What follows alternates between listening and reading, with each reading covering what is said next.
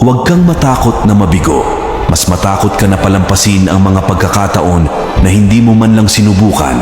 Naniniwala ako na ang pinakadakilang regalo na maaari mong ibigay sa iyong pamilya at sa mundo ay ang isang malusog na ikaw.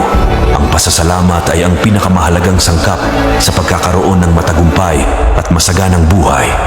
Hindi mo tungkulin na magustuhan ako. Akin yon. Tatlong bagay lang ang may kontrol ka sa iyong buhay.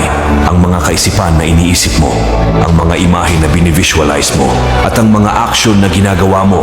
Hindi mo mababago ang iyong buhay hanggang hindi mo binabago ang isang bagay na ginagawa mo araw-araw. Ang sikreto ng iyong tagumpay ay matatagpuan sa iyong araw-araw na ginagawa. Hindi ka bibigyan ng pangarap kung wala kang kakayahang tuparin ito. Ang paninisi ay pag-aaksaya ng oras. Kahit gaano kalaki ang nakita mong kasalanan sa iba at kahit gaano mo siya sisihin, hindi ka nito mababago. Hindi mo kailangang maging perpekto. Kailangan mo lang itong simulan.